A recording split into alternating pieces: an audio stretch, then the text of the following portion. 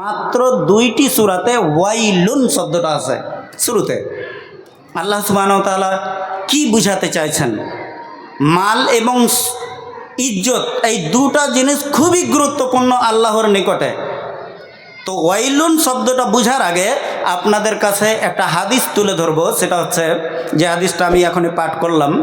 আব্দুল্লাহ ইবনে মাসউদ রাদিয়াল্লাহু তাআলা আনহু উনি বলেন যে নবী সাল্লাল্লাহু আলাইহি ওয়াসাল্লাম বলেছেন, আর রিবা সালাসাতুন ওয়া সাবউনা বাবান, সুদের 73টা দরজা আছে। সুদের দরজা আছে 73টা। আইসারোহা, তার মধ্যে সবচাইতে নিম্ন স্তরের বা আসান দরজা হচ্ছে আইয়ান কেহার রজুল উম্মাহ, যে একজন মানুষ সুদখোর, যে সুদ খায়, সবচাইতে ছোট্ট পাপ হচ্ছে এটা, যে আইয়ান কেহার রজুল উম্মাহ, যে একজন সুদখোর ওর মাকে বিবাহ করে। মাকে বিবাহ করলে যত গুনাহ হয় তত গুনাহ সুদখোরকে হবে। এটা 73টি দরজার মধ্যে একটি দরজা এটা, যার গুনাহ হচ্ছে নিজের মায়ের সাথে জেনা করা বা নিজের মাকে বিবাহ করা। অন্য হাদিসে আছে যে ইতিয়ানুর রাজুল উম্মাহ, যে একজন মানুষের নিজের মায়ের কাছে আসা ওইভাবে যেভাবে নিজের স্ত্রীর কাছে যায়, এত জঘন্য কাজ এটা সুদ খাওয়াটা। তারপরে রসুল বলছেন ওয়া ইন্না আরবার রেবা, আর সুদের মধ্যে সবচাইতে বড় সুদ, এটা তো সুদ, কিন্তু সুদের মধ্যে সবচাইতে বড় সুদ হচ্ছে ইরদু আখিহিল মুসলিম, যে কোনো মুসলিম ভাইয়ের ইজ্জত নিয়ে ছিনিমিনি খেলবে। এটা সুদের সবচাইতে বড় সুদ।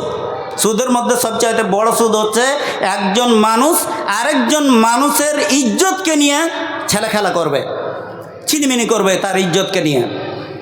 তার ইজ্জতকে নিয়ে সে পৃথিবীর লোকের মাঝে তার ইজ্জতকে নিয়ে খেলা করবে।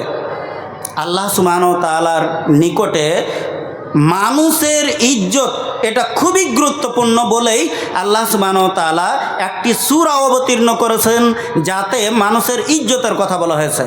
তাই আল্লাহ সুবহানাহু ওয়া তাআলা সূরাটি যখন শুরু করছেন তখন উনি বলছেন ওয়াইলুন, তার মানে ধ্বংস হোক কে, বা ধ্বংস রয়েছে সেই ব্যক্তির জন্য যে ব্যক্তি চুগলখড়ি করে, গীবত করে, পরনিন্দা করে, পরচর্চা করে, সেই যেন ধ্বংস হোক।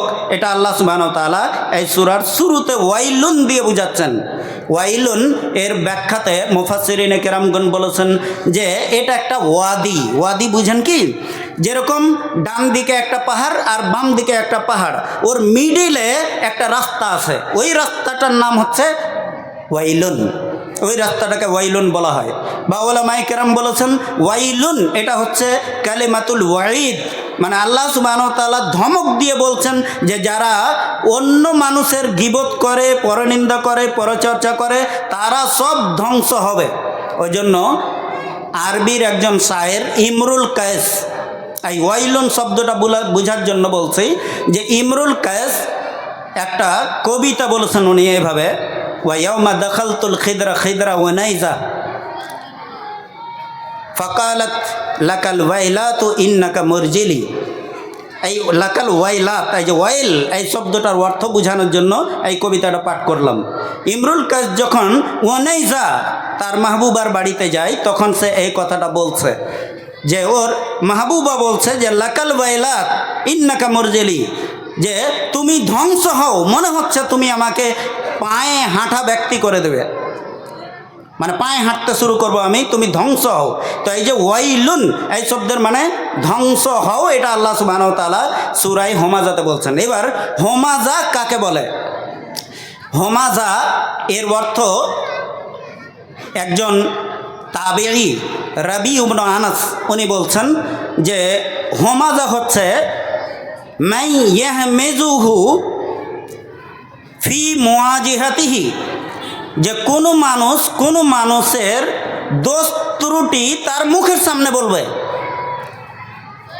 কোনো মানুষের দোষ ত্রুটি তার মুখের সামনে তুলে ধরবে যে তুমি এরকম লয়, তুমি ওরকম লয়, তুমি এখানে দাদাগিরি রেখেছো, তোমার ব্যবহার ভালো, এটা মুখের সামনে বলবে।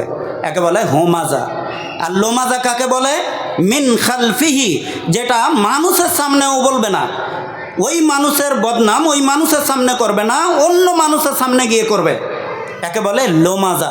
আল্লাহ সুবহানাহু ওয়া তাআলা বলছেন এদের জন্য রয়েছে ধ্বংস, যারা মানুষের সামনে মানুষের বদনাম করে আর পিছনে যারা বদনাম করে, মানুষের সামনে নয়। তারপরে আল্লাহ সুবহানাহু ওয়া তাআলা পরের বাক্যে বলছেন আল্লাযী জামা মালান ওয়া আদ্দাদা।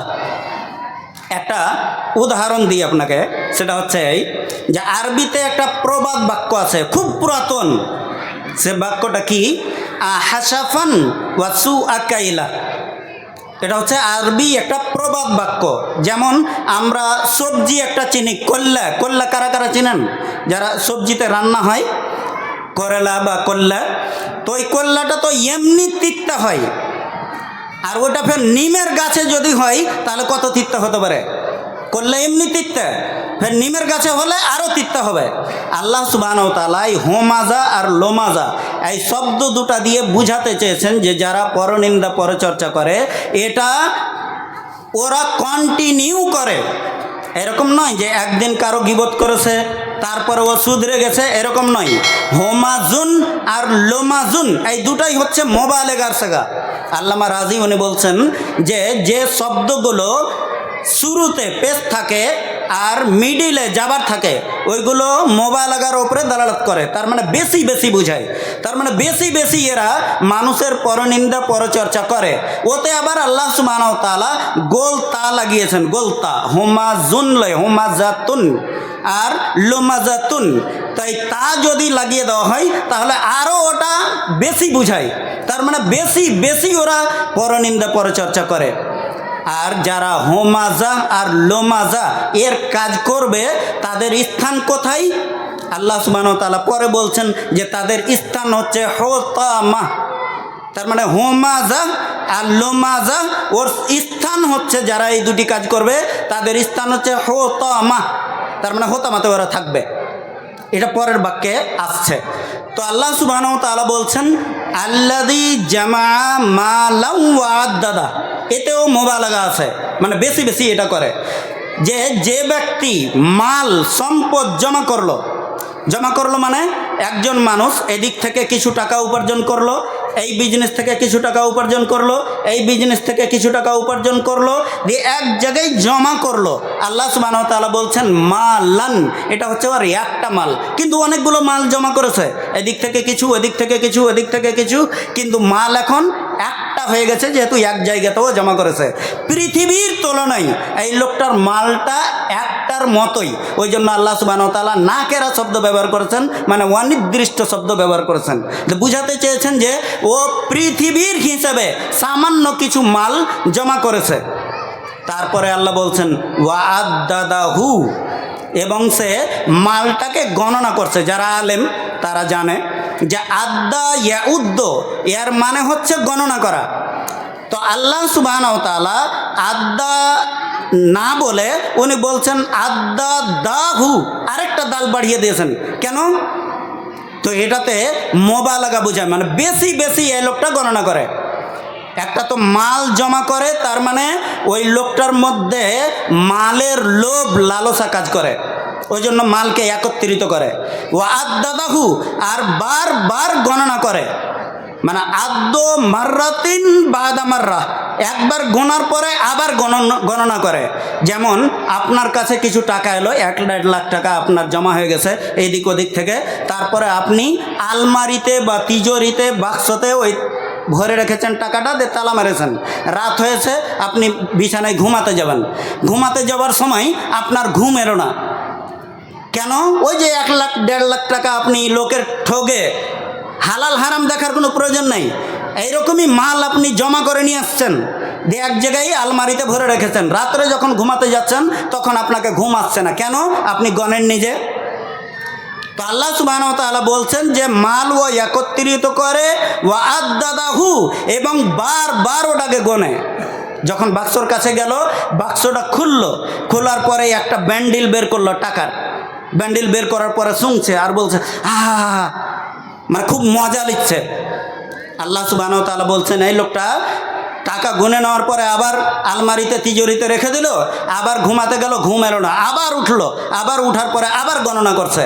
আল্লাহ সুবহানাহু ওয়া তাআলা বলছেন যে এই লোকগুলো যারা পরনিন্দা পরচর্চা করে লোকের সামনে বা পিছনে, আর যারা মাল একত্রিত করে আর বারবার গণনা করে, তাদের জন্য রয়েছে ধ্বংস। আল্লাহ সুবহানাহু ওয়া তাআলা তার পরের বাক্যে বলছেন, ইয়াহসাবু আন্না মালাহু আখলাদা।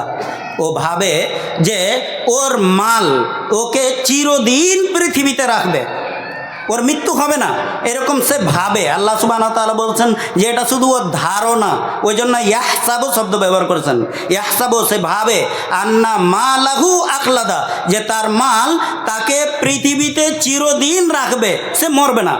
এরকম যদি হতো, কোনো মানুষের কাছে মাল থাকলে ও যদি না মরতো, তাহলে আমরা একজনের নাম শুনেছি পৃথিবীতে, আল্লাহ সুবহানাহু ওয়া তাআলা অনেক ধন সম্পদ তাকে দিয়েছিলেন, যার নাম হচ্ছে কারুন।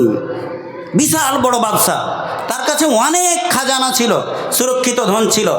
আল্লাহ সুবহানাহু ওয়া তাআলা তাকে ধ্বংস করে দিয়েছেন। তার মানে আপনার কাছে যদি মাল বেশি হয়ে যায়, তার মানে যে আপনি বেঁচে থাকবেন এটা জরুরি নয়। এটা হতে পারে না যে কোনো মানুষ গরিব, ওই গরিব হওয়ার জন্য, দরিদ্র হওয়ার জন্য সে আগেই মারা যাবে, আর আপনার কাছে মাল আছে বলে আপনি লেটে মারা যাবেন, এরকম হবে না। কেন? যে আল্লাহ সুবহানাহু ওয়া তাআলা প্রত্যেক মানুষের মৃত্যুর সময় ফিক্স করে দিয়েছেন, নির্ধারিত সময়ে সে মৃত্যুবরণ করবে, সে যত বড় মালদার হোক, নির্ধারিত সময়ে মৃত্যুবরণ করবে। আল্লাহ সুবহানাহু ওয়া তাআলা এই কথাটাই এই আয়াতে বোঝাতে চাইছেন, ইয়াহসাবু আন্না মালাহু আখলাদা। সে ভাবছে এরকম যে তার মাল তাকে চিরস্থায়ী করে পৃথিবীতে রাখবে, সে কোনোদিন মারা যাবে না।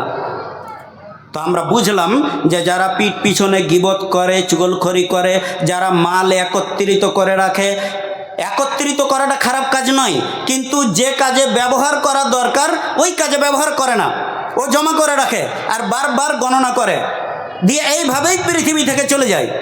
আল্লাহ সুবহানাহু ওয়া তাআলা বলছেন এদের জন্য রয়েছে ধ্বংস। আর এইগুলোতে এইরকম আল্লাহ সুবহানাহু ওয়া তাআলা বুঝাতে চেয়েছেন যে ও প্রত্যেক দিনই করে এরকম, সারা জীবনই করে এরকম, ও শুধরায় না, পরনিন্দা পরচর্চা করতেই থাকে, বারবার করে। যেমন আপনাকে একটা উদাহরণ দিয়ে বুঝাই যে এটা কেমন বেশি বেশি করে। আপনি একটা খেজুরের দোকান গেলেন, খেজুর কিনবো বলে, আপনি তাকে চাইলেন যে, তার কাছে চাইলেন যে আমাকে 1 কেজি খেজুর দেন। খেজুরের কোয়ালিটিটা আপনি দেখলেন যে খেজুর পচে গেছে, এরকম খেজুর। তারপরেও আপনি তাকে জিজ্ঞাসা করলেন যে দাম কত খেজুরের, তখন সে বলল যে 5 টাকা কেজি।